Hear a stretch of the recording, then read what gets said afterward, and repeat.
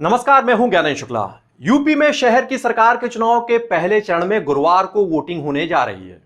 आज हम चर्चा करेंगे इन जो पहला चरण है इसकी सीटों को लेकर, इन्हें जीतने की जद्दोजहद में जुटे सियासी दलों की तैयारियों को लेकर। गौरतलब है कि पहले चरण में मेयर की 10 सीटों के लिए वोटिंग होने जा रही है। तो इन 10 से नगर निगम हैं जहां पर इनके 830 पार्षदों को भी चुना जाना है। इसके साथ ही 104 नगर पालिका अध्यक्ष पद हैं, उनके लिए भी चुनाव होना है। 2776 इन नगर पालिकाओं के सदस्य हैं, इनके चुनने के लिए भी वोटिंग हो रही है। वहीं 276 नगर पंचायत अध्यक्ष और नगर पंचायतों के 3682 सदस्यों का भी चुनाव होना है। इस बार पहले चरण में मेयर पद की जो 10 सीटें हैं, इनमें से राजधानी लखनऊ की, पीएम मोदी के संसदीय क्षेत्र वाराणसी की, सीएम योगी के गोरखपुर के जो नगर निगम की सीट है, इसके अलावा सहारनपुर, मुजफ्फरनगर, मथुरा, आगरा, फिरोजाबाद, झांसी और प्रयागराज, ये नगर निगम की सीटें भी शामिल हैं पहले चरण में। साल 2017 के निकाय चुनाव में इन सभी पर बीजेपी ने अपना परचम फहराया था। हालांकि पहले चरण में मैनपुरी और रामपुर में भी मतदान होगा।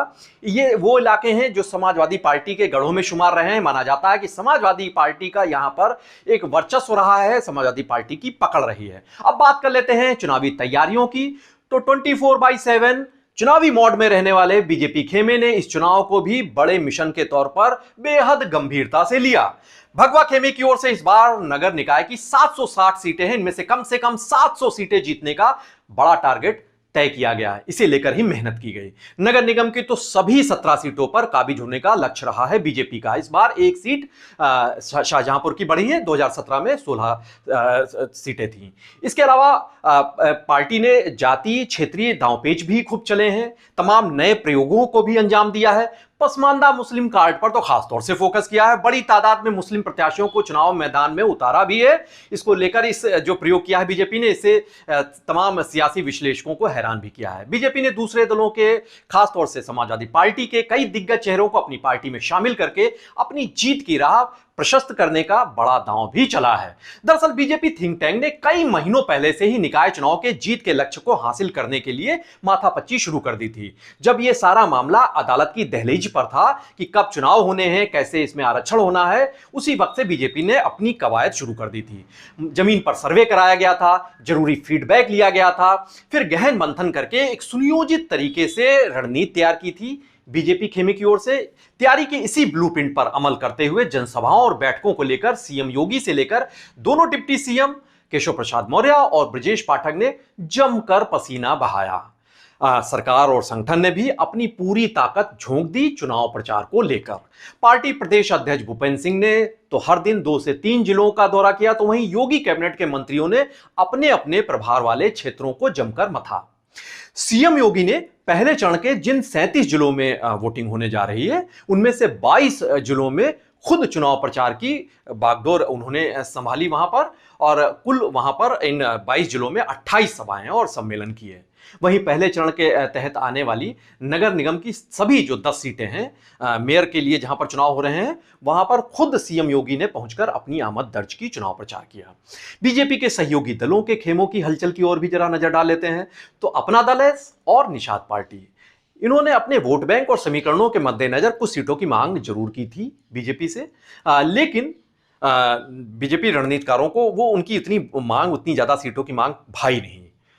लेकिन निषाद पार्टी को महज एक नगर पंचायत अध्यक्ष की सीट दी थी और अपना दल एस को 2 पालिका और 2 पंचायत अध्यक्ष की सीटें बीजेपी की ओर से दी गई। कम सीटें मिली तो जाहिर सी बात है कार्यकर्ताओं में रोष पनपा, और ये रोष, ये असंतोष, इसकी चिंगारी को भड़कती देखकर निषाद पार्टी के मुखिया संजय निषाद ने तमाम निकायों में अपने सिंबल पर ही उम्मीदवारों को उतार दिया। जबकि अनुप्रिया पटेल की अगुवाई वाले अपना दल एस ने सिंबल तो नहीं दिया, लेकिन कई सारे उसके कार्यकर्ता, उसके कई सारे ऐसे नेता वो निर्दलीय प्रत्याशी के तौर पर चुनाव मैदान में उतरे। जाहिर सी बात है कि अपना दल एस ने जो सहयोगी दल का जो धर्म होता है उसका पालन करते हुए नजर आई। जाहिर है कि ऐसे में कई सीटों पर सहयोगी दलों की वजह से बीजेपी उम्मीदवारों के लिए मुश्किलें बढ़ी हुई हैं। चलिए अब बात कर लेते हैं विपक्ष के चुनाव प्रचार की। तो यूपी के मुख्य विपक्षी दल समाजवादी पार्टी के राष्ट्रीय अध्यक्ष अखिलेश यादव पहले चरण के चुनाव प्रचार के एकदम अंतिम दौर में प्रचार के लिए सक्रिय हुए। कमर कसी चुनाव प्रचार की जब बिल्कुल चुनाव प्रचार थमने रुकने वाला था। राजधानी लखनऊ में मेट्रो में उन्होंने सफर किया, लोगों से मुखातिब हुए, हालचाल लिया, मीडिया की सुर्खियां बटोरी। गोरखपुर और सहारनपुर भी पहुंचे, वहां के नगर निगम के जो सपा प्रत्याशी उनके समर्थन में रोड शो किए और सभाएं भी की। कुछ सीटों पर समाजवादी पार्टी के बड़े पदाधिकारियों ने भी अपनी उपस्थिति दर्ज कराई। प्रचार की जो चुनाव प्रचार की एक रवायत होती है, इसके जरिए उन्होंने पूरी की रस्म अदायगी की। जाहिर सी बात है कि ज्यादातर सीटों पर समाजवादी पार्टी के प्रत्याशी अपने ही बूते चुनाव प्रचार करते नजर आए। बीएसपी की बात करें तो पिछली बार उसके खाते में मेरठ और अलीगढ़ ये दो नगर निगम की सीटें दर्ज जरूर हुई थीं, लेकिन इस बार के चुनाव प्रचार में मायावती ने सभा करने से पूरी तरह परहेज किया। वो बहुत सम्मेलन करने से या रोड शो वगैरह तो उन्होंने कभी किया नहीं। वो जनता के बीच सीधे तौर से जाने से परहेज ही करती रही हैं। पार्टी कार्यालयों पर उनके मीटिंग के दौर तो दिखाई दिए। उन्होंने सारा जिम्मा बीएसपी के प्रदेश अध्यक्ष विश्वनाथ पाल पर डाल दिया कि चुनाव जिताइए, आगे बढ़िए। सबसे दिलचस्प तस्वीर की अगर बात करें तो कांग्रेसी खेमे में नजर आई। हर दौरे में, हर बीते दौर की अगर बात करें तो हर जब चुनाव होते रहे किसी भी तरह के, तो गांधी परिवार सक्रिय रहता है, लेकिन इस बार नदारद रहा। राहुल गांधी तो लंबे अरसे से लखनऊ की ओर उन्होंने रुख नहीं किया, तो कांग्रेस की यूपी प्रभारी प्रियंका गांधी ने भी यूपी आने से परहेज ही किया। दिल्ली से फीडबैक लेती रही। पार्टी नेताओं के मुताबिक कर्नाटक चुनाव में सक्रियता की वजह से प्रियंका गांधी लखनऊ उनका आगमन नहीं हो सका। वहीं यूपी के शहरी वोटरों के बीच अपनी पैठ बनाने को आतुर रहने वाली आम आदमी पार्टी की ओर से चुनावी की जीत के दावे तो बढ़ चढ़ कर किए जा रहे हैं, खूब भारी भरकम दावे हुए हैं। लेकिन पार्टी के स्टार प्रचारक संजय सिंह ने जमीन पर उतरने से अधिक सक्रियता और रुचि बैठकों में और प्रेस कॉन्फ्रेंस में ही दिखाई। बहरहाल टिकट बंटवारे के बाद से बागियों, असंतुष्टों और भीतरघातियों से जूझ रहे सभी सियासी दल अपनी अपनी जीत के दावे बढ़ चढ़कर कर रहे हैं। इन चुनावों का अगर बात करें उनके नतीजों की, तो सर्वाधिक असर पड़ेगा सत्ताधारी बीजेपी और मुख्य विपक्षी दल समाजवादी पार्टी पर। इन चुनावों को साल 2024 के आम चुनाव के सेमीफाइनल के तौर पर भी देखा जा रहा है, आंका जा रहा है। बीजेपी द्वारा वर्चस्व कायम करने की जंग लड़ रही है, तो समाजवादी पार्टी अपनी सशक्त मौजूदगी का एहसास कराने को बेताब है। अधिकतर सीटों पर सीधा मुकाबला बीजेपी और समाजवादी पार्टी के दरमियान है, तो कई सीटों पर बीएसपी और कांग्रेस प्रत्याशियों की वजह से मुकाबला त्रिकोणीय बन गया है, रोचक मुकाबला हो गया है। अब किसकी रणनीति सफल होगी, किसकी फ्लॉप होगी, ये तो तय करेगी जनता की अदालत।